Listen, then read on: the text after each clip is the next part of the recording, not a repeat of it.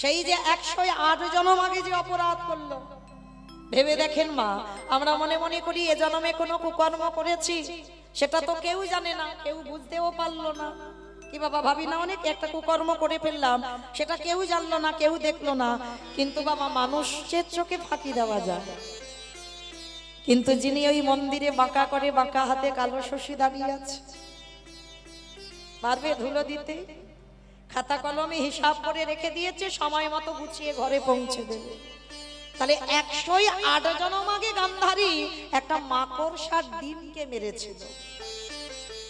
মাকড়সা দেখবেন যখন বড় বড় মাকড়সা পেটে একটা থলি থাকে না, তা এই 108 জনম আগে অন্ধ ধৃতরাষ্ট্র আর গান্ধারী বাবা ব্রাহ্মণ ব্রাহ্মণী বিয়ের পর কাল রাত্রি, তারপরের দিনে ফুলসজ্জার রাত, শয়নে গেছে।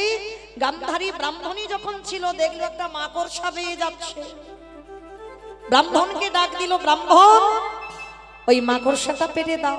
কেন না, তুমি আমি যদি শয়নে যাই, ওই মাকড়সা যে আমাদের দর্শন করবে, তাই কৃপা করে তুমি মাকড়সাটাকে পেরে দাও। তাহলে ওই রাত্রিতে স্ত্রী বায়না করলো, আর স্বামী ওই মাকড়সাটাকে পেরে দিল, আর ব্রাহ্মণী ওই মাকড়সাটাকে ধরে পেটে থেকে বাবা ওই সাদা রঙের থলিটা টেনে ছিঁড়ে নিয়েছে। আর শুধু ছিঁড়ে নিল না, ওই থলিটাকে মাটিতে আছাড় দিল, আর যখনই আছাড় দিল বাবা ছোট্ট ছোট্ট ডিম বাইর হচ্ছে। আর ব্রাহ্মণী আনন্দে গদগদ হয়ে ওই বাম পায়ে বৃদ্ধ আঙুল দিয়ে ওই ডিমগুলোকে টিপে টিপে মারছে। আছে না বাবা অনেকের অভ্যাস, যদি পিঁপড়ে লাইন দিয়ে যায়, একবার পা দিয়ে একেবারে দলে দিয়ে চলে যায়, যাই কিনা দেখেছেন না, অনেকে করে। অপরাধ নিও না, কীর্তন মহাভারত বলো, রামায়ণ বলো বাবা, সবটাই সমাজ শিক্ষা, জগৎ শিক্ষা দেওয়ার জন্য বাবা আমাদের এই কীর্তন। তাহলে খবরদার কোনোদিন এই অপরাধ করে ফেলো না। ব্রাহ্মণী করলো, আর যখন ডিমগুলোকে টিপে টিপে মারছে, উপরে মাকড়সা কাঁদছে, হে দয়াময়, তুমি আমার খাটে দাওনি, তুমি আমার পালঙ্ক দাওনি, তুমি তোমার থাকার জায়গা দিয়েছো ওখানে, আমি তো কোনো অন্যায় করিনি, আমি তো কোনো ক্ষতি করিনি। তাহলে বিনা অপরাধে আমার পুত্র হারা করে দিল, ওদের পৃথিবীর আলো বাতাস পেতে দিল না। তবে আমার ক্ষুদ্র প্রাণ হতে পারে, একদিনে যদি আমি তোমায় ভালোবেসে থাকি, একদিনে যদি তোমার চরণে আমার দেহ মন প্রাণ দিয়ে থাকি, আমি অভিশাপ দিলাম, আমার মতো করে ওই ব্রাহ্মণীকে একদিন না একদিন শত শত পুত্র হারাতে হবে, হবে, হবে। 108 জনম আগে কারার অপরাধ ভাবেন বাবা। ভগবান দাড়ি পাল্লায় হিসাব করছে বাবা, পূর্ণের ভার এত বেশি, কারণ মাকড়সার অভিশাপটা তাড়াতাড়ি হবে না, যার জন্য 108 জনম পরে সেই ব্রাহ্মণ আর ব্রাহ্মণী হলো অন্ধ ধৃতরাষ্ট্র আর গান্ধারী, যার জন্য কুরুক্ষেত্রের মাঠে সেই ভগবান মাকড়সার কথা মনে করে শত শত পুত্র নিধন হয়ে গেল। তাহলে কাঁদালে কাঁদিতে হয়, এ কথাটা মিথ্যা নয়। তাহলে কাদের জন্য বসে আছো বাবা, কাদের জন্য কৃষ্ণ ভজন ভুলে যাচ্ছ? কেউ তো তোমার নয়। যতদিন তুমি সংসারে দুটো হাত ভরে দিতে পারবে, সংসার তোমার ভালোবাসবে। আর যেদিন থেকে মা তুমি সংসারে দেওয়া বন্ধ করে দেবে, সেই দিনে তুমি সংসারে আবর্জনা হয়ে যাবে। তাহলে শেষের দিনে আমাদের সাথী হবে কর্মফল। তবে বাবা আমার একটা গ্যারান্টি আছে, আর একজন আমাদের সঙ্গী হবে, সেটা আমার গ্যারান্টি। জানি না আপনাদের এই এলাকায় নিয়ম আছে কিনা, তবে আমার ডায়মন্ড হারবার এলাকায় নিয়ম আছে। মানুষের মৃত্যুর পর কিছু দাও বা না দাও, দুটো জিনিস ভাড়া করতে হয়। বলো তোমা কি? এক হলো খোল, আর এক হলো করতাল। আর দেহটাকে যখন নিয়ে বের করে নিয়ে চলে যাবে না, যাত্রা, নাটক, ফাংশন, থিয়েটার যাই হোক না কেন, সাথে কি কিছু যাচ্ছে? কলিযুগ, তাহলে যাচ্ছে কি? এই হরি নামে যাবে।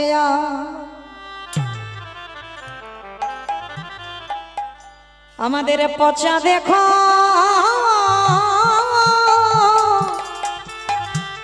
দেহ যাবে, যেদিন তুমি নিতাই গৌর প্রেমানন্দে হরি বল হরি বল।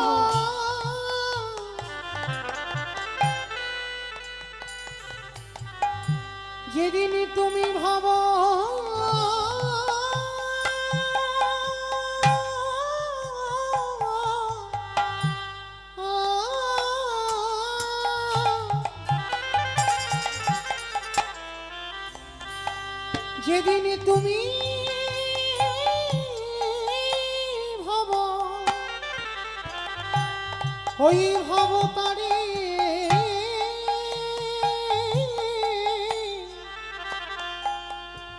করে যা হরি বল হরি বল। যাবে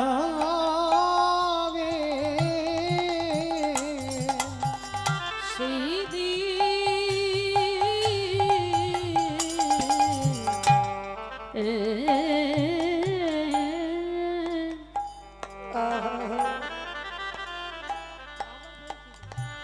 সেই দিন নামে যাবে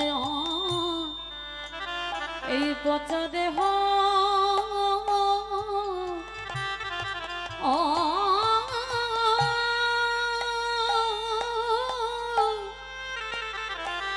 দেহ যাবে।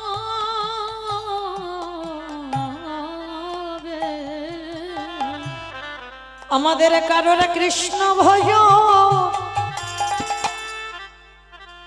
ভজন হলো না কৃষ্ণ বলে বলি এইভাবে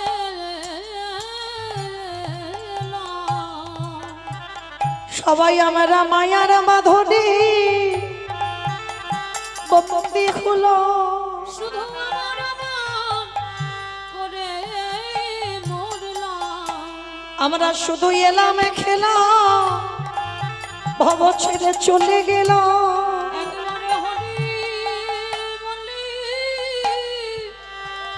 কাঁদলাম না গো। হৃদয়াময়ে তুমি বিনে আমার গতি নাই। বলে তুমি তো আমার পিতা বন্ধু ভাই। দয়াল পাড়া ঘাটাতে আমি দাঁড়াই রহি। একেবারে পারে কারহি দয়াল হরি।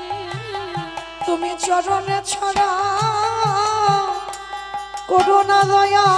জনমে নাই জনমে জনমে আমার জাতি কুলমান গুরু গৌরা।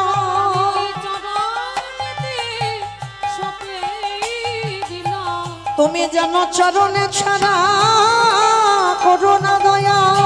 জনমে নাই জনমে জনমে তোমার ওই চরণে আমি আমার সব সপিলাম। জাতি কুলমান জীবন যৌবন। যেন চরণ ছড়া করুণা আমি ভাগি জানায়ে রাখি। আমার কেশে ধনে তুমি নিয়ে চলো। আমি যে মায়ের মাঝে পড়েই আছি। দয়াল শেষের দিনে তুমি ছাড়া আর কেহ না। হরির কর্তা নিতাই গৌরা হরি বল হরি বল হরি বল। ছাড়া আর কেহ না। হরির কর্তা দয়াল হরি। তুমি ছাড়া আমার আর কেহ তুমি না। হরির কর্তা দয়াল হরি। নামে যাবে আর ওই পচা দেহ যাবে। আস্তে শিশুকালে কৃষ্ণ ভজে কৃষ্ণ পাবার আসে। কৃষ্ণ পাবার আসি। অগ যৌবনেতে কৃষ্ণ ভজে আসে বা না আসে। আসি। অগ বৃদ্ধ কালে কৃষ্ণ ভজে জমের তর আসে। এই কথাটা বাবা আপনারা জানেন, আমি একটু মনে করাচ্ছি।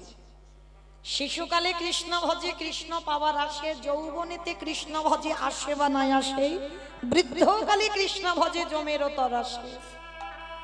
ভজন যদি করতে হয় আমার একটু সকাল সকাল নামতে হয়।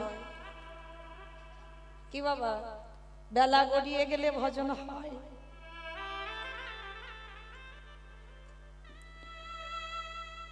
যারা এখানে শাস্ত্র জ্ঞানী, যারা তত্ত্ব জ্ঞানী, যারা গ্রন্থ পড়েন, ভজন করতে গেলে একটু সকাল সকাল নামতে হয় মা। বয়স হয়ে গেলে হয় না। অনেকে বলে না একটু ভগবানের চরণে দাস হবো, কীর্তন শুনবো, একটু বয়স টয়স হোক। অনেকে বলে এই অল্প বয়সে কীর্তন, অল্প বয়সে ভাববো, কি মা বলে না অনেকে। কিন্তু তারা তো জানে না ভজন করতে গেলে সকাল সকাল নামতে হবে। বেলা গড়িয়ে গেলে ভজন হবে না। তার কারণটা বলে দিচ্ছি দেখেন। একদিকে বলছে সকালে বেলা ভজন করো, একদিকে বলছে কুড়ি ফুলে ভজন হয় না। মায়েরা, কুড়ি ফুল সম আমাদের দেহতত্ত্বে কোন কাল? বাল্যকাল, একেবারে শিশু। দেখবেন বাবা মারা এসেছে, ঠাকুমা দাদু এসেছে, ছোট ছোট বাচ্চারা বায়না নিল আমিও কীর্তন শুনতে যাব।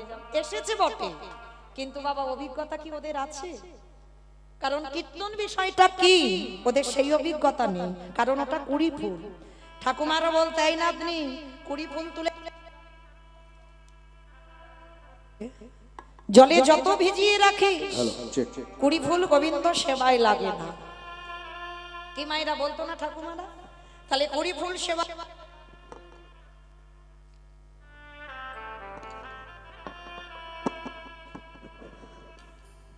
আর বাসি ফুল তো লাগবেই না, ওটা আমরা সবাই জানি। কি বাবা, বাসি ফুল লাগে গোবিন্দ সেবায়? কি গো মা, যে ফুলটা গাছে ফুটে মাটিতে ঝরে পড়ে গেছে, ও ফুল গোবিন্দ চরণে দিতে পারবে? আর বাসি ফুল সম কোন কাল? দন্ত পড়ে যাবে, কেশ পেকে যাবে, চামড়া গুলো আলগা হয়ে যাবে,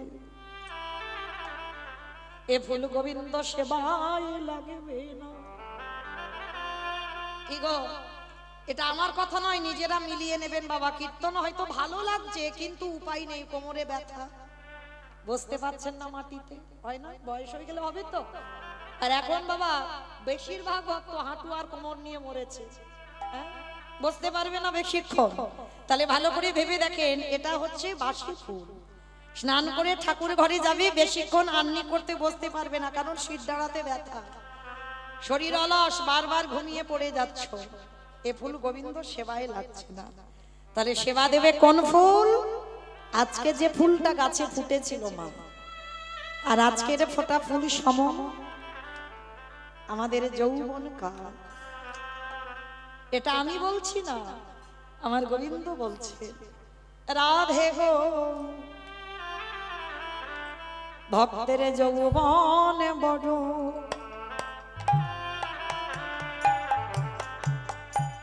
আমি ভালোবাসি,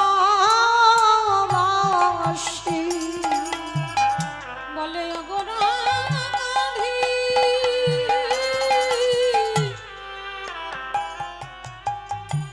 রাইবি নদিনী, ভক্তের যৌবন বড়, বড় ভালোবাসি। ভালো করে অনুভব করবেন মা কোন যৌবনের কথা বললো। যেদিনে তোমার দুটো হাত গোবিন্দ সেবার কাজে লাগাতে পারবে,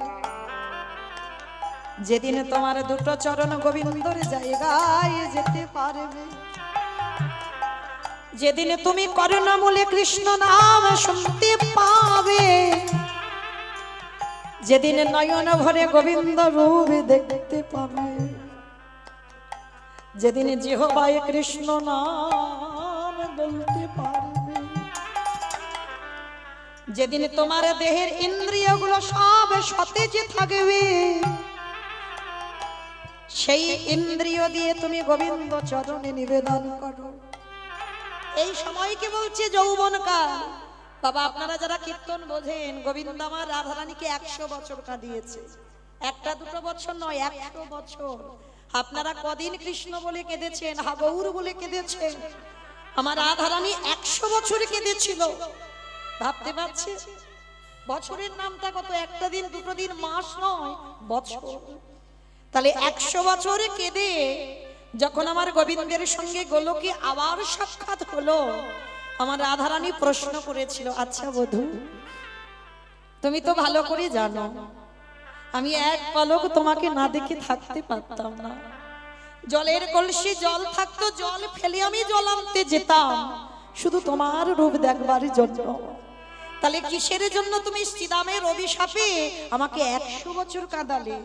যা কিছু জগতে হয় তোমারই ইচ্ছাতে হয়, তাহলে তুমি নিশ্চয়ই জানতে যে আজ আমার শ্রীরাম অভিশাপ দেবে, আমি 100 বছর তোমাকে হারিয়ে থাকবো, তুমি তো জানতে। গোবিন্দ হেসে বললেন, রাধে গো এই জগতে যা যা কিছু হয় আমার চিত্রপটেই হয়, সব আমি জানি। তবে এই যে তোমাকে 100 বছর কাঁদালাম কেন জানো রাধে? তুমি হলে জগতে আশ্রয় তত্ত্ব। রাধারানী হলেন আশ্রয় তত্ত্ব, আর গোবিন্দ হলেন বিষয় তত্ত্ব। যেমন নবদ্বীপে নিতাই চাঁদ হলেন আমাদের আশ্রয় তত্ত্ব, আর আমার মহাপ্রভু হলেন বিষয় তত্ত্ব। তাহলে আশ্রয় না করলে বাবা বিষয় ধরা যাবে না। যাবে কি? এই যে আপনারা তিরপলে বসে আছেন, এই যে সিমেন্ট করা মাটির উপরে সিমেন্ট করেছে, তার উপরে তো তিরপল। আচ্ছা, মাটি আর তিরপলের মধ্যে কোনটা আশ্রয় গো আর কোনটা বিষয়? মাটিটা। বেশ, মাটিটা আশ্রয়। মাটি যদি না থাকতো বাবা, তিরপল আমার কমিটি দাদারা পাততে পারতো না। তাহলে মাটি আশ্রয়, বিষয়টা তিরপল, আর তিরপল আছে বলে আপনারা বসেছেন। কি গো? তাহলে মাটি যদি না থাকতো তিরপলটা কোথায় পাততো? পাতা যেত কি? তাহলে জগৎ সংসারে ঠিক সেই রকম রাধারানী হলেন আশ্রয় তত্ত্ব, আর গোবিন্দ হলেন বিষয় তত্ত্ব।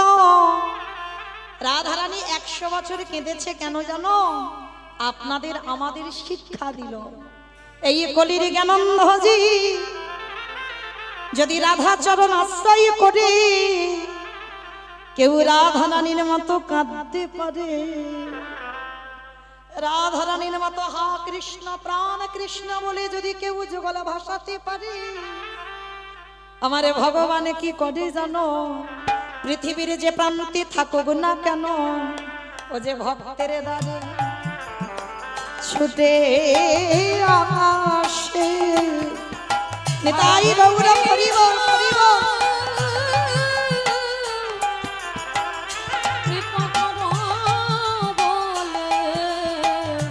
ও যে ভক্তের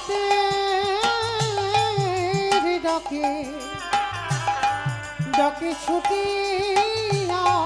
আসে। আস্তে, তবে বাবা কান্নাটা যেন আমার ভগবানের জন্য হয়, কান্নাটা যেন বিষয়ের জন্য না হয়, কান্নাটা যেন আমার ছেলের জন্য না হয়, বউয়ের জন্য না হয়, স্বামীর জন্য না হয়। কান্নাটা যেন শুধু একজনের জন্য হয়, যেটা হলো আমার গৌর গোবিন্দ চরণ। নিতাই গৌর প্রেমানন্দে হরি বল। তাহলে চলেন আজকের সেই নবদ্বীপের মাটিতে আমার চৈতন্য মহাপ্রভু জগৎকে শেখালো, সময় থাকতে থাকতেই গৌর চরণ ভজন করো, কৃষ্ণ চরণ ভজন করো। কিন্তু জানো মা, এই নবদ্বীপে আমার নিমাই যখন হরিনাম করতো, সবাইকে বলতো হরিনাম কর। সবাইকে, মানে কে নিচু জাত কে উঁচু জাত, জাতির ঠিক ছিল না, ছোট বড় বিচার করেনি, যাকে দেখছে তার চরণ দুটো ধরে বলছে তোরা কৃষ্ণ বল। কিন্তু একজনকে একদিনের জন্য বলেনি যে তুমি কৃষ্ণ নাম করো। বলতে পারবে তিনি কে? ভগবানের মা সচী ঠাকুরা। একদিনের জন্য নিমাই বলেনি মা তুমি একবার হরি নাম করো। তো একদিন দাদা নিতাই চাঁদ প্রশ্ন করেছিল, ভাই তুই তো নবদ্বীপের অলিতে গলিতে যাকে দেখতে পাচ্ছিস বিচার করছিস না, তুই সবাইকে হরি নাম করতে বলছিস, কিন্তু কই কোনোদিন তো আমাদের মাকে বললি না যে মা তুমি একবার কৃষ্ণ ভজন করো, হরি নাম করো। নিমাই হেসে বলল, দাদা যদি জগতে কেউ আমার কাছে অন্যায় করে আমি ক্ষমা করে দিই, কিন্তু এক জায়গায় অপরাধ করলে আমি ক্ষমা করি না। বলো তো সেটা কোন জায়গায়? বৈষ্ণবে দাঁড়িতে যদি ক্ষুদ্র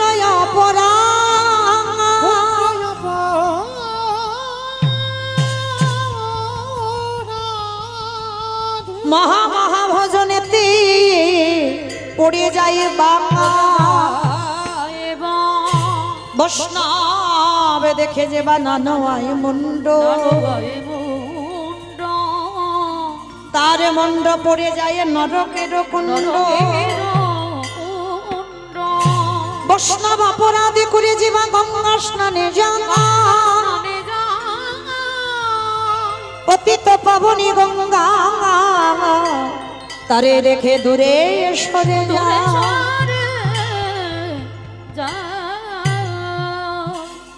আমি বলছি না, আমার কথা নয়। নিতাই চাঁদ জিজ্ঞেস করলো আমার প্রভু নিমাইকে, প্রভু এই ভাই সবাইকে হরি নাম করতে বলছিস, মাকে কেন বলছিস না? বলে দাদা আমার মাকে বলবো কি করে? আমার মা তো অপরাধী, শুধু অপরাধী নয়, আমার মা মহাপাপী হয়ে গেছে। ভাই, মা মহাপাপী হয়ে গেছে কেন? তোর মা আমাদের মতো মা নয়, তোর মা যে হয় সে মহাপাপী হবে। বলে হ্যাঁ দাদা, সবাই তো জানে না আমার কাছে কেউ আমার আপন হয় না, আমার কাছে কেউ পর হয় না, কর্মের শাস্তি তাকে পেতে হয়। সে আমার মা হোক আর আমার সন্তান হোক, আমার যেই হোক, শাস্তি তাকে পেতে হবে। নিতাই চাঁদ প্রশ্ন করছে, ভাই মা অপরাধ করেছে, কি এমন অপরাধ? বলে দাদা, আমার কাছে তো অপরাধ করেনি, করেছে বৈষ্ণব চরণে। আর এই ত্রিলোকের মধ্যে সব থেকে বড় বৈষ্ণব কে গো? বেশ, 12 জন বৈষ্ণবের মধ্যে বৈষ্ণবের আচার্য হচ্ছেন পরম বৈষ্ণব বাবা ভোলানাথ। বৈষ্ণবের আচার্য বলছে মানে সবার উপরে বলছে পরম বৈষ্ণব। কিন্তু বাবা, এই যে আমরা জগতে দেখি বৈষ্ণব যারা হবে, দাদার সঙ্গে তিলক সেবা করতে হবে, গলায় তুলসীর মালা নিতে হবে, হবে না? এগুলো তো বৈষ্ণবদের আভরণ, তাই না? এগুলো পোশাক। এই যেমন আমরা পোশাক পরেছি বাবা, গলায় মোটা তুলসীর মালা, দাদার সঙ্গে তিলক সেবা করা, প্রসাদ ভোজি, এগুলো আভরণ, এগুলো আচরণ করছি বাবা। ভিতরটা বৈষ্ণবতা হয়নি, কিন্তু ভিতরটা বৈষ্ণবতা করতে হবে তো। বাবা ভোলানাথ আভরণে বৈষ্ণব নয়, যে গলায় তুলসীর মালা নেই, গেরুয়া বসন করে নেই, আবার ওই দাদার সঙ্গে তিলক সেবা করে নেই, আমাদের এই যে ঊর্ধ্ব তিলক করা নেই, আছে কি? ভোলানাথের নেই। তথাপিও বলছে বৈষ্ণবদের আচার্য পরম বৈষ্ণব, সবার উপরে বড় বৈষ্ণব। কেন? কারণ হৃদয়টা হচ্ছে বাবার বৈষ্ণব। আচার আচরণ করছে না, কিন্তু হৃদয় বৈষ্ণব। এই প্রকৃত বৈষ্ণব জগতে বাবা দুর্লভ, সব সাজায় ভরপুর, সব সেজে আছি আমরা, কিন্তু বৈষ্ণব কাকে বলবো? ত্রিনাদপি শুনিয়েছিল তররিব সহিষ্ণু না হমানি না মানো দেন কীর্তনীয় সদা হরি। সাজলে হবে না বাবা, সাজ দেখে কি হবে? সাজ দেখে কিছু হবে কি? ভিতরটা বৈষ্ণবতা করো। তৃণ মানে ঘাস, এই ঘাসকে মারিয়ে চলে গেলে বাবা ঘাস মাথা তুলে কথা বলে না। যদি এখানে ঘাস থাকতো বাবা, তিরপল পেতে দেবে, তার উপরে সবাই চড়ে বসবে, কই ঘাস একবার মাথা তুলে বলবে যে আমার উপরে তোমরা এরকম মারিয়ে যাচ্ছ কেন, বসছো কেন? বৈষ্ণবতা অর্জন করতে গেলে সবার আগে প্রথম স্বভাব তোমাকে তৃণের মতো হতে হবে, গাছের মতো সহিষ্ণুতা অর্জন করতে হবে। যদি কোনো মানুষ অসুস্থ হয়ে যায় বাবা, 1 ঘন্টার অক্সিজেনের দাম কত? অসুস্থ মানুষকে অক্সিজেন দিতে হয় না? গাছপালা অক্সিজেন দান করে না? আর অথচ আমরা মূর্খ জি, সেই গাছের ডালপালাগুলো ছিটে দিই, একবারের জন্য গাছ প্রতিবাদ করে না যে আমি তোমাদের এত এত অক্সিজেন দিই, আমরা আমার এই ডালপালাগুলো ছিটে দিচ্ছ কেন? বৈষ্ণব যে হবে তার হৃদয়টা যেন ঠিক এই রকম হয়। বলবে না শীতের সময় আমার কাঁথা গায়ে দাও, গরমের সময় আমার এসি লাগিয়ে দাও। সহিষ্ণুতা অর্জন করতে হবে। আর এই সমাজে যাকে কেউ মান দেয় না, কেউ যাকে সম্মান করে না, তুমি যদি বৈষ্ণব হও তাকে তোমার হৃদয় দিতে হবে, তাকে মান দিতে হবে। অমানিনাকে যে মান দিতে জানবে, সমাজ যাকে পছন্দ করবে না, তোমাকে তারে কোল দিতে হবে, তবেই তুমি কিঞ্চিত বৈষ্ণব হবার অর্জন লাভ করবে মাত্র। তাহলে পরম বৈষ্ণব বাবা ভোলানাথ, তিনি কলিযুগে কে? অদ্বৈত আচার্য গোসাই। 3টে যুগে বাবা ভোলানাথ ছিল, কিন্তু কলিযুগে ভোলানাথ নয়। এই যে ফাল্গুন মাসে 2 তারিখ এসে গেল, ওই যেন কি একটা ব্রত হবে না? রাধা অষ্টমী, শিব চতুর্দশী, তাই তো? শিব চতুর্দশী এই ফাল্গুন মাসে 2 তারিখ। আচ্ছা মা, একবার হাতটা তুলে বলো তো কারা কারা করবেন ব্রতটা? বেশ, অনেক ভক্ত করবেন। ওই আমার দাদা ভাইরা কেউ করবে না? ওই তো বেশ উঠেছে, মানে করবে অনেকে। আচ্ছা মা, কেন গো শিবরাত্রি করবে? স্বামীর অমঙ্গলের জন্য। স্বামীর অমঙ্গলের জন্য? দূর, স্বামীর মঙ্গলের জন্য অল্প অল্প বয়সের মেয়েদের ভিড় কি বাবা ভোলানাথের মতো বর পাবে? হরি বল, হয় না? আচ্ছা এবার যদি আমি বলি তাহলে ভালো বর পাওয়ার জন্য শিবরাত্রি করা, আর এই যে কয়েকটা দাদা ভাই তুললেন হাত, তাহলে দাদা ভাইরা কেন করবে? ভালো বউ পাবে। ভালো বউ পাবে, তাই তো? তাহলে আমরা ভালো বর পাওয়ার জন্য, আর দাদা ভাইরা বাবারা করবেন ভালো বউ পাওয়ার জন্য। একেবারে সোজা প্রশ্নের সোজা উত্তর। আপনারা বিশ্বাস করেন এগুলো? আমার থেকে আপনাদের অভিজ্ঞতা বেশি, আপনারা জানেন বেশি, জ্ঞানী বেশি। এখানে অনেক জ্যেষ্ঠা বসে আছে, আমার থেকে আপনাদের অভিজ্ঞতা বেশি। আপনারা কি বলেন যে শিবরাত্রি ব্রত পালন করা ওইটাই কারণ বাবার মতো বর পাওয়ার জন্য? এই যে আমরা শিবরাত্রি ব্রত করব, আচ্ছা আমরা অনেকে কৃষ্ণ ভক্ত এখানে আছি, আচ্ছা ভগবানও কি কারোর ভক্ত নয়? ভগবান কার চরণ সেবা করে? পরম বৈষ্ণব বাবা ভোলানাথে। ভগবান কৃষ্ণ ভোলানাথের চরণ সেবা করে। তাহলে ভালো করে একটু ভেবে দেখেন, ভগবান তো নিজেই মুখে বলছে আমার হতে আমার নাম বড়, নাম হতে আমার ভক্ত বড়, ভক্ত হতে ভক্তির পদধূলা আরো বড়। নিতাই গৌর হরি বল, হরি বল। তাহলে এই জগতে যদি একবার বাবা ভক্ত চরণ ধরা যায়, আর ভক্ত বলতে তো পরম বৈষ্ণবের মতো বড় ভক্ত আর কেউ নেই। আর ওই বৈষ্ণবের যদি ব্রত কেউ পালন করতে পারে, বেশি তো মন্ত্র নয়, একটাই মন্ত্র বাবা, ওম নমঃ শিবায়, একটু বেলপাতা, বাতাসা, দুধ, গঙ্গা জল, বেশি উপকরণও লাগে না। আর এই কটা দিয়ে যদি বাবাকে কেউ তুষ্ট করতে পারে, তারই অচিরে কৃষ্ণ কৃপা হবে। নিতাই গৌর হরি বল। কৃপা হলে অচিরে কৃষ্ণ প্রাপ্তি হবে। বেশ, তাহলে ওই ফাল্গুন মাসের 2 তারিখে যারা যারা ব্রত পালন করবে, একবারও কখনো ভুলে বলো না আমার স্বামী ভালো থাক, আমার একটা স্বামী ভালো হোক। একটাই কথা বলবে, হে ভোলা না, তোমার চরণ যখন আমার সেবা ভগবান করে, তাহলে তুমি আমাকে আশীর্বাদ দিও যেন আমার মধ্যে কৃষ্ণ প্রেম ভক্তি উদয় হয়। এইটুকুর জন্য শিব ঠাকুরের ব্রত পালন করা, আর অন্য কোনো কারণ নয়।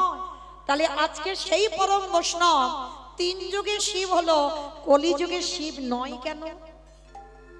এই যে আমরা বাবার মাথায় জল দেব, বাবা তো কলিযুগে নয়, বাবা তো হয়েছেন অদ্বৈত আচার্য গোসাই। তাহলে এই অদ্বৈত আচার্য গোসাই কেন হলো? কলিযুগে কেন শিব হচ্ছে না? তার কারণ আছে বাবা। এই কারণের কথা জানতে গেলে আমাদের সবাইকে যেতে হবে একটু মহাভারতে, রাজস্বই যজ্ঞ। একটু মন দিয়ে আস্বাদন করবেন বাবা। এই মহাভারতে রাজস্বই যজ্ঞে ভগবান কৃষ্ণ দাঁড়িয়ে থেকে বাবা যজ্ঞের দায়িত্ব দিয়েছিল সবাইকে, কে কোন কাজগুলো করবে। যেমন ধরেন আমার এই কমিটি দাদা ভাইরা কীর্তনটা করাচ্ছেন, একা একা দ্বারা সম্ভব? কখনো হবে না। হ্যাঁ, আপনারা প্রশ্ন করতেই পারেন মৌমিতা কেন ব্যক্তিগত কীর্তন তো একা একাই হয়? বলে না ভাই, অর্থ একজন দেয় কিন্তু শ্রম অনেককে দিতে হবে। গ্রাম প্রতিবেশীকে নিমন্ত্রণ করতে হবে, বন্ধু বান্ধবকে বলতে হবে, আত্মীয় পরিজন বলতে হবে, তবে তো একটা অনুষ্ঠান হবে। তাহলে যুধিষ্ঠির মহারাজ করছে রাজস্বই যজ্ঞ, ভগবান কৃষ্ণ সবাইকে দায়িত্ব দিচ্ছেন। যুধিষ্ঠির মহারাজ বলল, কৃষ্ণ সবাইকে তো তুমি দায়িত্ব দিচ্ছ, তুমি নিজে কোনো কাজ করবে না? ভগবান আমার একটু মৃদু হেসে বলছে, কে বলেছে করব না? কে বলেছে করব না? আমি করব তো, কারণ এই যজ্ঞে আমার 2টো কাজ আলাদা করে রেখে দেওয়া আছে। সে কি? সবাই একটা করে কাজ, আর তুমি করবে 2টো কাজ। কি কাজ করবে কৃষ্ণ? বলে, জানো দাদা, আমার প্রথম কাজ হবে এই যজ্ঞে যত যত ভক্ত আসবে, আমি কৃষ্ণ দয়াময় হয়ে সবার প্রথমে নিজের হাতে তাদের চরণ যুগল ধৌত করে দেব। চমকে উঠেছে, অসম্ভব কৃষ্ণ, এটা তুমি কি বলছো? কে কোন জাতের মানুষ আসবে, কে নিচু জাত, কে উঁচু জাত, জাতের ঠিক নেই, আর যারা যারা আসবে তুমি সবার পা ধোয়াবে। ভগবান এসে বলছে, আমি কোনো কালে জাতের বিচার করিনি তো। কি গো মায়েরা, এটা মানুষ করে, এ নিচু জাত ও উঁচু জাত, হ্যাঁ, এটা মানুষ করে, ভগবান করে না।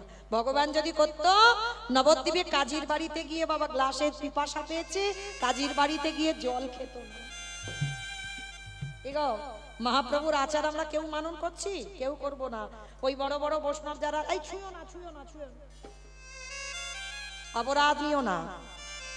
এটা আমার মহাপ্রভু শিক্ষা দেয়। মহাপ্রভু সবাইকে কোল দিয়েছে, সবাইকে হৃদয় দিয়েছে। হ্যাঁ, তাহলে আজকের ভগবান কৃষ্ণ বলছে কোনো কালেই আমার এগুলো ছিল না, তাই আমি সবার প্রথমে পা ধোয়ার দায়িত্বটা নেব। আচ্ছা মা, আপনারা তো বহুদিন কীর্তন শুনছেন, আজকের প্রথম নয়। ভগবান হয়ে যিনি বিশ্বের স্রষ্টা মালিক, তিনি আজকের পা ধোয়ার দায়িত্বটা কেন করছেন? ভগবান হয়ে তিনি বিশ্বের মালিক হয়ে পা ধোয়ার কাজটা কেন করবে? এটাই তত্ত্ব বাবা। নিজে আচরি ধর্ম জীবেরই শেখায়, নিজে না করলে ধর্ম জীবকে শেখানো না যায়। হরি বল। এই জগৎ সংসারে বাবা আগে আচরণ করতে হবে। ভগবান আচরণ করে শিখিয়েছে। যুগ ধর্ম প্রবর্তক নাম সংকীর্তন, চারি ভাব ভক্তি দিয়া নাচাইন ভুবন। আপনি ভক্ত ভাব করি অঙ্গীকার, আপনি না করলে ধর্ম জীবের শেখানো না যায়। আপনি আচরি ধর্ম জীবের শিখায়, এই তো সিদ্ধান্ত গীতা ভাগবতে গায়। এই মতো কলিকালে প্রথম সন্ধ্যায় অবতীর্ণ হলেন কৃষ্ণ, আপনি নদী আয়। নিতাই গৌর হরি বল, হরি বল, হরি বল। তাহলে লক্ষ্য করেন বাবা, আগে নিজেদের আচরণ করে ভগবান শেখাচ্ছে। কিরকম? ভগবান নিজে পা ধোয়াচ্ছে। কেন? আপনাদের আমাদের চৈতন্য দান করলেন। ও মায়েরা, এইগুলো আগেকার দিনে আমার মা ঠাকুমারা করতো, আমরা দেখতাম। কিন্তু আমাদের মতো মেয়েরা যত টিভি সিরিয়াল দেখে বাবা, তত আমাদের আচরণগুলো তাদের মতো হয়ে যায়। কিন্তু একটা কথা মনে রেখো বাবা, যত টিভি সিরিয়াল দেখো, যত তুমি আচরণ বদলাও, আমরা হিন্দু ধর্মের মানুষ, পুরানো সংস্কৃতিগুলো ভুলে গেলে হবে না। চরণ ধরে বলে যাই বাবা, যদি ঘরেতে কোনোদিন সাধুগুরু বৈষ্ণব আসে, গুরুজন আসে, সবার প্রথমে আগে পা ধোয়ার ব্যবস্থা করবেন। আপনারা জানেন মা, আমি যেন ভাববেন না যে আমি কাউকে শিক্ষা দিচ্ছি। আপনারা জানেন, আমি একটু মনে করাচ্ছি। যদি কৃপা করে পারেন, দুবারে যদি কোনোদিন গুরুজন আসে, সবার আগে পা ধোয়াবেন। অনেকে প্রশ্ন করবেন, মৌমিতা সাধুগুরু বৈষ্ণব তো ঠিক পাই না, আমি কি করব? গুরুদেব দেহ রেখেছেন, আমি কি করব? বলে তারও ব্যবস্থা আছে। যে যার ঘরের বাবা মা তো আছে, যে যার ঘরের শ্বশুর শাশুড়ি তো আছে। আমার কথা নয় বাবা, ভাগবতের কথা। ভগবান কৃষ্ণ প্রথমেই বলছে, সব থেকে বড় গুরু হলো যে যার ঘরের বাবা মা। আমার কথা বিশ্বাস করতে হবে না বাবা, সবার আগে বাবা মা বড় গুরু, তারপরে গুরু হলো শিক্ষা গুরু, দীক্ষা গুরু, তারপরে গুরু হলাম আমি ভগবান। ওই ভগবান নিজেকে আগে বলিনি সবার আগে আমি বড় গুরু, আমার ভজন করো না। চরণ ধরে একটা কথা বলে যাই বাবা, যেতে হবে না নবদ্বীপ, যেতে হবে না বৃন্দাবন, হরিদ্বার, দক্ষিণ ভারত, পশ্চিম ভারত, কুম্ভ মেলায়, কোথাও যেতে হবে না। যদি তুমি বছর অন্তর একবার করে জীবিত ভগবান পূজা করো, আমার বিশ্বাস, এই হরি বাসরে দাঁড়িয়ে বলে যাচ্ছি, বছরে একবার জীবিত ভগবান পূজা করো। লাখ টাকা খরচা করে দুর্গা পূজা করছো, হাজার হাজার টাকা খরচা করে কালী পূজা করছো, লক্ষ্মী পুজো, সরস্বতী পুজো, সব পূজা করছো। বাঙালি 12 মাসে 13টা পার্বণ হচ্ছে, সব পূজা করো। কিন্তু একজন ভক্ত হৃদয়ে হাত রেখে বলতে পারবেন না যে আমি জীবিত ভগবান প্রতি বৎসর পূজা করি। আর জীবিত ভগবান তো যে যার ঘরের বাবা মা। অমায়েরা লাখ টাকা লাগে না গো, একটু বসবার জায়গা দিয়ে, যাদের বাবা মা বা শ্বশুর শাশুড়ি বেঁচে আছে, যারা হারিয়ে ফেলেছো আর তো পাবে না, যাদের আছে একবার আসনে বসিয়ে, বছরে একবার, রোজ রোজ নয়, বাবা মার চরণ যুগল ধৌত করে বাবা মার গলায় একটু মালা দিয়ে একটু যত্ন করে খাইয়ে দিও। ভগবান বলছে সেই ভক্ত যদি আমাকে ডাকতে ভুলে যায়, সারাদিন যদি আমার কথা মনেও না করে, আমি ভগবান সারা জীবন সেই ভক্তের দুয়ারে বন্দী হয়ে যায়। নিতাই গৌর হরি প্রেমানন্দ। বল হরি বল হরি বল। চেষ্টা করবেন মা, এই হতভাগিনীর কথা যদি কারোর মনে থাকে, বৎসরে একবার জীবিত ভগবান পূজা করতে। তাই তো ভগবান কৃষ্ণ রাজস্বই যজ্ঞে আগে পা ধোয়ার কাজ করছে। শুধু পা ধোয়ালো নয়, আরো একটা কাজ করেছিল বাবা। যারা যারা প্রসাদ পেয়েছিল আমার কৃষ্ণ দয়াময় ওই এঁঠো পাতাগুলো নর্দমায় ফেলেছে। শুধু নর্দমায় ফেললো না, আরো একটা কাজ করেছি। ওই এঁঠো পাতাগুলো যেখানে ফেলছি চারিদিকে দেখছি কেউ নেই। পাতা থেকে যারা প্রসাদ পেয়ে বাবা এঁঠোগুলো রেখে দিয়েছে, একটু করে এঁঠো আমার কৃষ্ণ তুলে নেয়। ভগবান নিজে আড়ালে সারা গায়ে মাখছে। ও যে ভকেতে তাই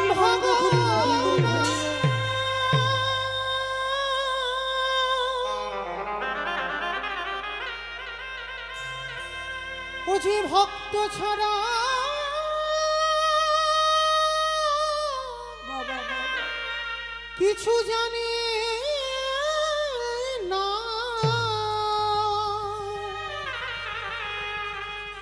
তাই তো যুগে যুগে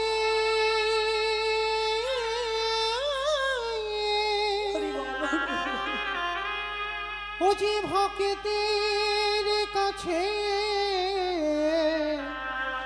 ছুটে আসে। আমি যে ভক্ত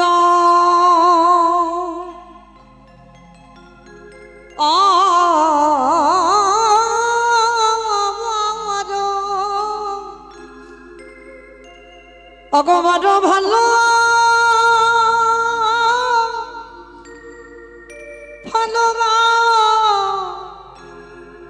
ভালোবাসি, শুধু এ যোগে নয়, হরি বল হরি বল হরি বল। প্রতি যুগে যুগে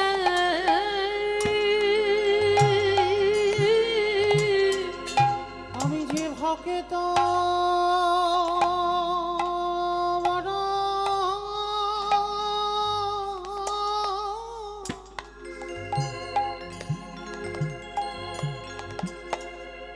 ভালো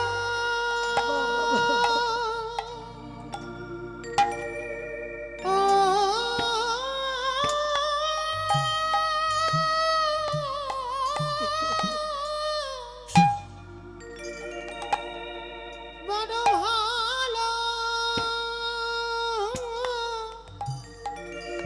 বাসি।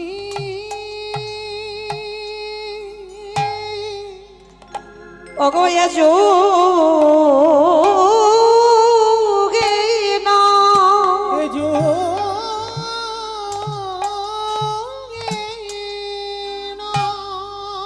অগ প্রতি যুগে যোগে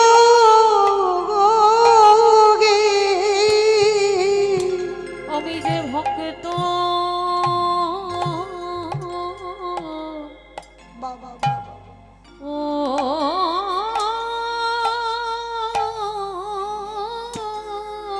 হরি বল হরি বল। ভক্ত বড় ভালো ও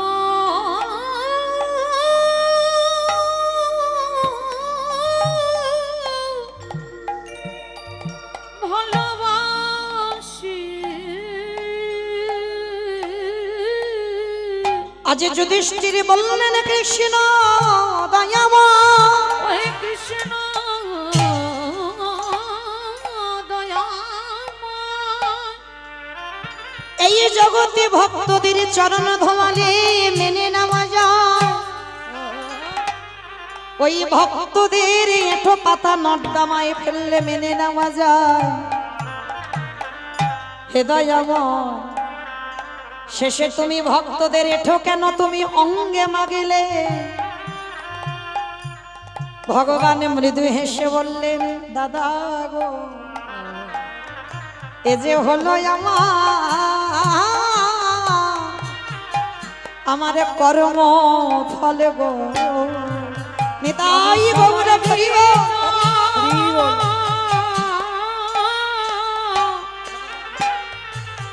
আমি সবার বিচার করি বটে, কিন্তু এ যে হলো আমার কর্মফল। আস্তে যুধিষ্ঠির মহারাজ চমকে উঠেছে। কৃষ্ণ, তুই নিজেকে বলছিস কর্মফল, মানে তুইও পাপ করিস? বলে, দাদা গো, এই জগতে সবাই তো পাপ করে, আর সবার বিচার আমি কৃষ্ণ ভগবান সিংহাসনে বসে করি। সবার বিচার ভগবানের হাতে, কিন্তু ভগবান বলছে সবাই পাপী। আমি পাপী নয়, আমি মহা মহা পাপী। কৃষ্ণ, তুমি নিজেকে বলছো মহাপাপী, কি এমন পাপ?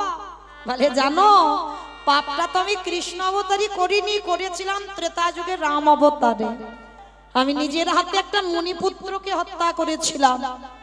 মণিপুত্র সেটাকে বলে বিশ্বের সবার মণির ছেলে, যার নাম রাবণ।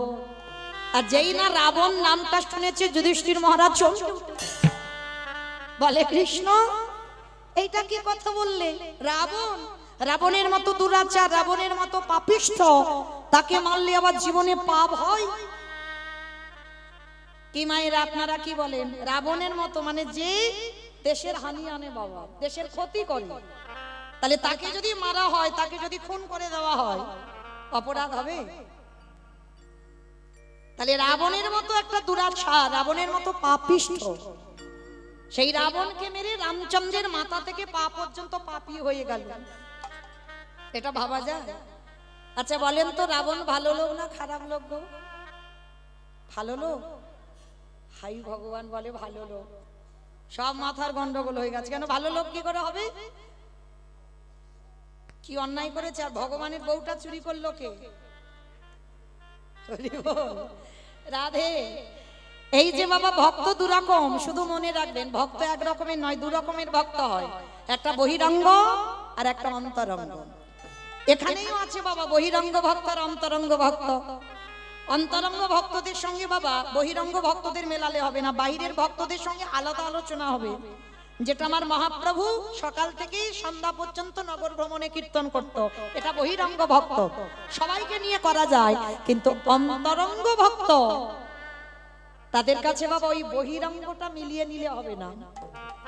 তা বহির জগতের ভক্ত যারা, তারা বলবি রাবণ ভালো লোক নয়, যাদের কোনো জ্ঞান অভিজ্ঞতা নেই। আর যারা অন্তরঙ্গ ভক্ত, তারা তো বোঝে। রাবণ এমনি এমনি সীতামাকে চুরি করেনি, নারী তো ভোগের নয়। কি বাবা আপনারা কি বললেন? নারী ভোগের সম্পদ? যারা বলে সারা জীবন ভোগ করেই যায়, নারী কোনোদিন ভোগের সম্পদ নয়। নারী সাধনা, নারী আরাধনা, নারী ভজন। হ্যাঁ হ্যাঁ, বেশ। অসুরদের অত্যাচারে দেবতারা স্বর্গ ছাড়ে। যদি দশভুজা দুর্গা 10 হাতে অসুরী নিধন না করিত, বলো দেবতারা যেত কোথায়? যদি অসুর নিধন না করিত, দেবতারা যেত কোথায়? আস্তে।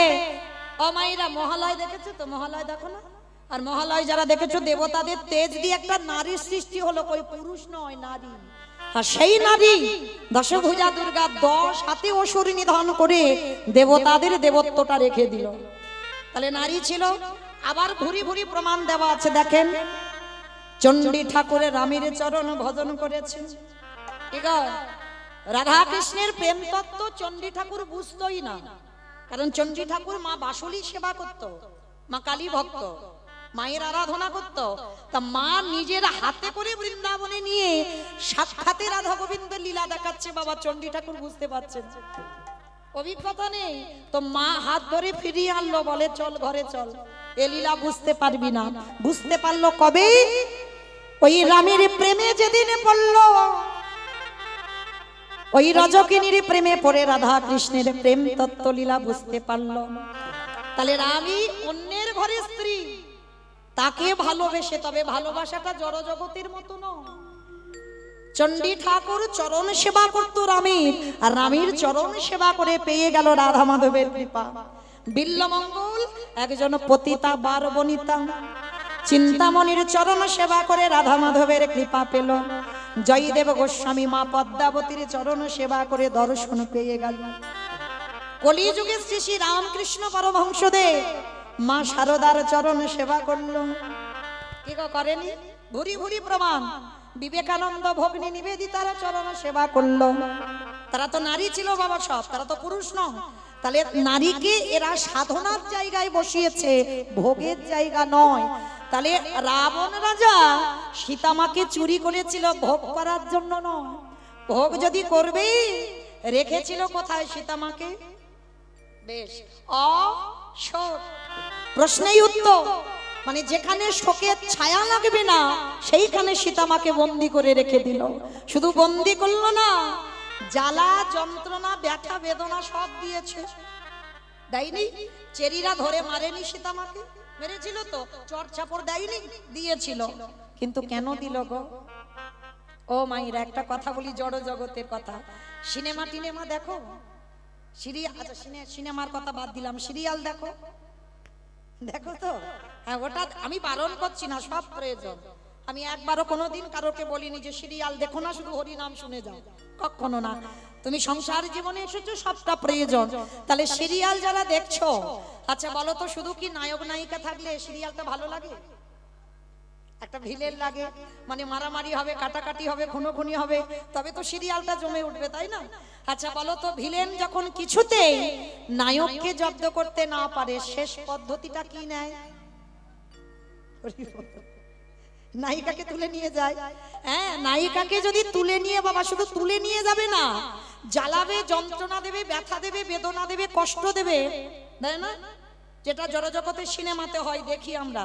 তাহলে দেখেন, এই যে তুলে নিয়ে গেল, আর কি বাবা ভিলেনকে নায়কের কাছে যেতে লাগবে? 10 তলা বিল্ডিং থেকে বাবা ঝাঁপিয়ে নায়িকার কাছে যাবে না? কি গো, একেবারে ঝাঁপিয়ে আর তার কাছে যেতে হবে না, নায়ক ছুটে আসবে নায়িকার কাছে। কেন? ওই যে বসে বসে কাঁদছে, জ্বালা যন্ত্রণা হচ্ছে, একটা টান আছে না? তাহলে এইবার শাস্ত্রের দিকে, তত্ত্বের দিকে মিলিয়ে দেখেন, রামচন্দ্র যদি নায়ক হয়, আমার সীতামা যদি নায়িকা হয়, রাবণ যদি ভিলেন হয়, জব্দ করতে পারছে না তো রামকে, শেষে সীতামাকে তুলে এনেছে। শুধু তুলে আনলো না, চেরিরা জ্বালাচ্ছে, যন্ত্রণা দিচ্ছে।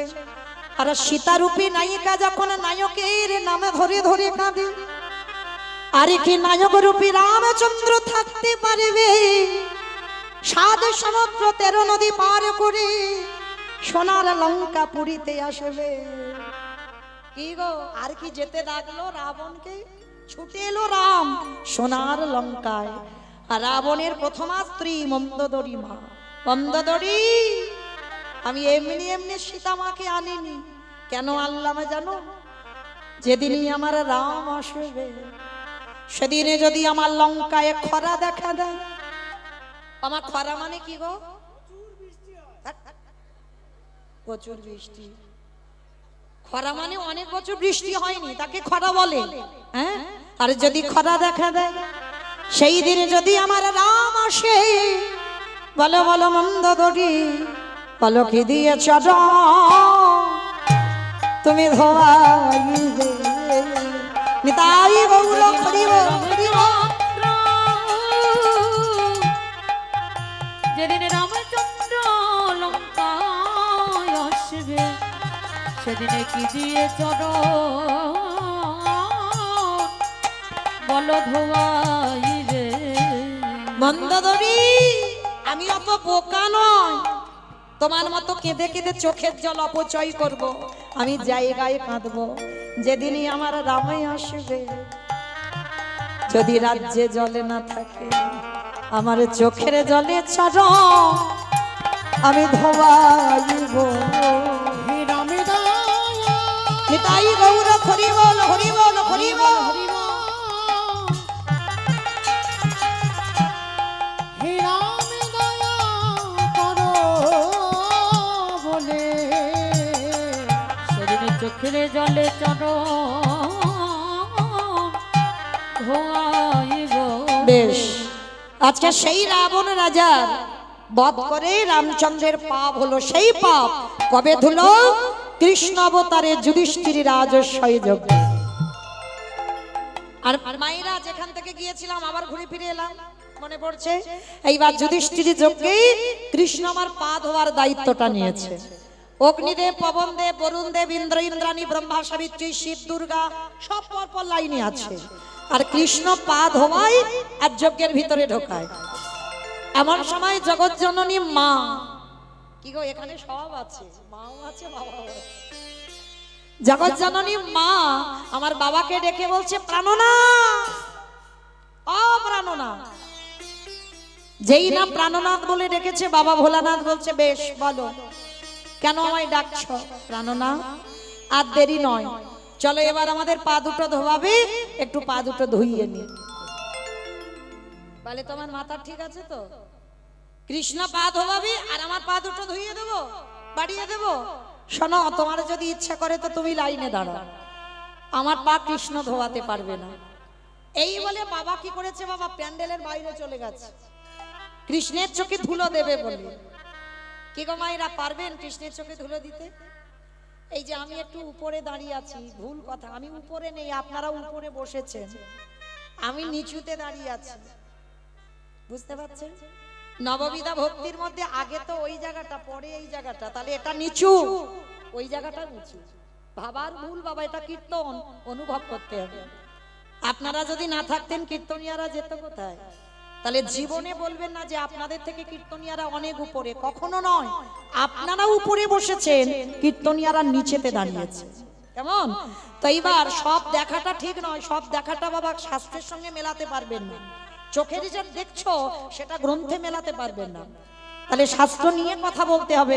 তাহলে এইবার ভোলানাথ প্যান্ডেলের বাইরে গেছে, কৃষ্ণ মনে মনে ভাবছে, দেখেছো ওই বেটার পা ধোয়াবো বলে আজকের আমার এই দায়িত্বটা নেওয়া, আর ও বেটা প্যান্ডেলের বাইরে চলে গেল। হ্যাঁ, রাবণকে মেরে যে পাপটা করে রেখেছি, ওরা ওনার মতো বৈষ্ণবের পা না ধোবালে আমি মুক্তি পাবো না। মানে ভগবান পর্যন্ত ভোলানাথের কেমন শ্রদ্ধা ভক্তি করে দেখেন। রাবণকে মেরে যে পাপ করেছে, ভোলানাথের চরণ না ধোয়ালে বাবা পাপ মুক্তি পাবে না, সমাজকে শেখাচ্ছে। হ্যাঁ, এইবার কি করেছে? ভোলানাথ বাইরে চলে গেছে, ভগবান সবার পা ধোয়াচ্ছে। ও মাইরা, এই যে আমি মোটামুটি দেখতে সবাইকে পাচ্ছি, আমার চোখে ধুলো দেওয়া যায়, কিন্তু ওই যে মন্দিরে যে বাটাটা দাঁড়িয়ে আছে, পারবেন ধুলো দিতে? দরজা বন্ধ কর, দরজা বন্ধ করে দিলে দেখা যাবে না। না বেশ, কিন্তু বাবা সেই যে গৌতম মুনির স্ত্রী অহল্যা সতীত্ব নাশ করলো কে? দেবরাজ ইন্দ্র। তাতে দেবরাজ ইন্দ্র অভিশাপ দিল, তো সর্বঙ্গে হবে ভোগ চিহ্ন। কান্নাকাটি করার পরে আশীর্বাদে হলো 1000 চোখ। মানে ইন্দ্রের শরীরে 1000 চোখ, কিন্তু তার থেকেও আর ওই ছেলেটা যে ঘরের ভিতরে বসে আছে না, ওর শরীরে আরো চোখ বেশি। মানে চারদিকে ঘুরে ঘুরে বেড়াচ্ছে, কে কি করে দেখি, কে কীর্তন শুনছে, কে গল্প করছে, কে কেঁদে যাচ্ছে, কে আবার বসে বসে। আমি দেখতে পাচ্ছি না, কিন্তু ওই ছেলেটার চোখে ধুলো দেওয়া যাবে না। এইবার ভগবান তো সবার পা ধোবাচ্ছে, আর আড়ালে ভোলানাথ গিয়ে মনে মনে ভাবছে, কি করা যায়, কি করা যায়, কি করে কৃষ্ণের চোখে ধুলো দেব। ভাবতে ভাবতে বাবা পিছনের প্যান্ডেলের পিছনে গিয়ে দুম করে একটা কুকুর হয়ে, বাবা পৃথিবীতে যত পশু পাখি আছে, কুকুরের থেকে প্রভু ভক্ত আর কেউ হবে না। আর কুকুর রূপটা ধারণ করে মনে মনে ভাবছে, দাঁড়াও এইবার আমি ওই কৃষ্ণের পায়ের তলা থেকে গলে ভিতরে চলে যাই। ভগবান সব তো শুনতে পাচ্ছে বাবা। অনেকে না ভগবানের কাছে গিয়ে ঝোড়া ঝোড়া মানত করে, খবরদার, যারা মূর্খ ভক্ত তারা মানত করে, যারা বুদ্ধিমান যারা চালাক ভক্ত তারা জীবনে মানত করে না। তিনি হচ্ছে ভক্তাধীন, ভক্তের অধীন। তাহলে প্রয়োজন লাগে না কিছু বলতে, অন্তর্যামী সব জানতে পারে তোমার মনে কি চলছে। তাহলে কেন আমি কষ্ট করে ভগবানের কাছে বলবো ঠাকুর আমার ছেলের একটা চাকরি দাও? কেন বলবো? আমার সংসার যেন সুখের হয়। প্রয়োজন নেই, তোমার মনের কথা সে তো ঠিক জানে। তুমি কর্ম যদি ঠিক করো তবে তো তোমার ভগবান ফলটা দেবে, তাই না? আর কর্ম ঠিক নাই, শুধু আঁচল পেতে চেয়ে যাচ্ছ আমায় দাও আমায় দাও আমায় দাও, দেবে বলে মনে হয়? ভগবান শুনতেই পাচ্ছে না। হ্যাঁ, এইবার লক্ষ্য করেন, এইবার ভোলানাথ পিছনে মনে মনে ভাবছে কৃষ্ণের পায়ের তলা থেকে গলে যাব। ভগবান সব শুনতে পাচ্ছেন আর ইচ্ছা করে পা দুটো ফাঁকা করে সবার পা ধোয়াচ্ছে। আর ভোলানাথ পিছন থেকে এসে সবে মাথাটাকে, আর যেই না মাথাটা দিয়েছে কৃষ্ণ দুটো হাত নিয়ে একেবারে দেখ কেমন লাগে। এইবার যেই না কানের কাছে চেপে দিয়েছে, কুকুর কি করবে? কেউ কেউ করবে না, বারবার বলছে কৃষ্ণ ছেড়ে দে, কৃষ্ণ ছেড়ে দে, কৃষ্ণ ছেড়ে দে। বলে ছাড়বো বলে ধরি নাই। হে বৈষ্ণব গোসাই, তোমার মতো বৈষ্ণবের দুটো চরণ ধরলে বোধহয় কম হতো, তাই তো কৃপা করে করুণা করে আমার জন্য এক্সট্রা দুটো জুড়ে দিয়েছো। বাবা বুঝতে পেরেছো? শিব ঠাকুরের কটা পা? দুটো পা। আর কুকুরের কটা পা? পাঁচটা, চারটে পা। ভগবান বলছে হে বৈষ্ণব, তোমার মতো বৈষ্ণবের দুটো পা ধোয়ালে আমার জীবনে বুদ্ধি কম হতো, ওই জন্য তুমি আমার জন্য আরো এক্সট্রা দুটো জুড়েছো। এবারে দাহু দাহু ছোট তুমি বাজাইয়ে দাও। হরি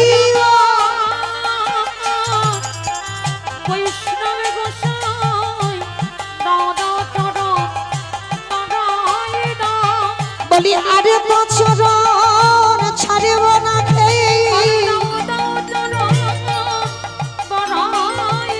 আমি এই প্রতিজ্ঞা করে রাখলাম, তুমি জানো চরণে ছাড়াই আমার করোনা খেয়ে আমি ওই চরণে সব সপিলাম। তাই গৌর হরিব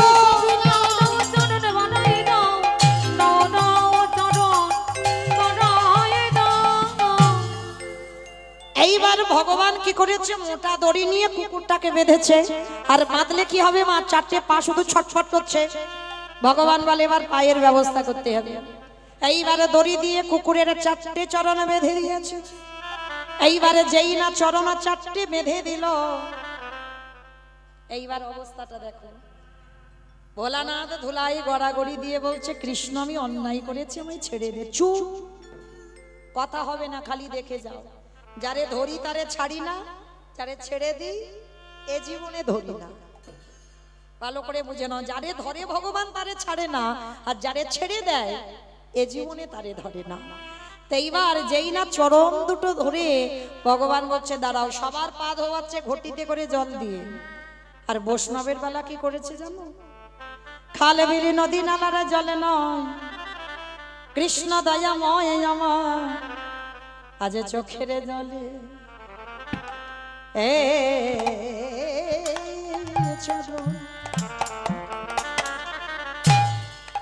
অগো চরণ ধোবা ধোবা ইচ্ছে হে বৈষ্ণব কৃপা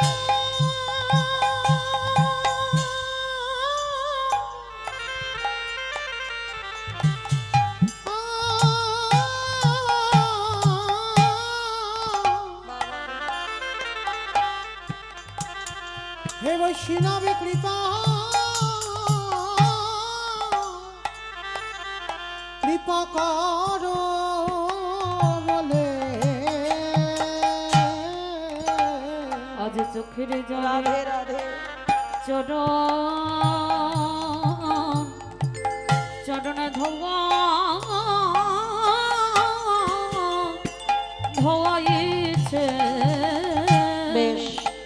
ভোলানাথে বলল কৃষ্ণ রে, আগত কলিযুগে আমি আর শিব হব না, শিব হব না, আমি হব অদ্বৈত আচার্য গোসাই।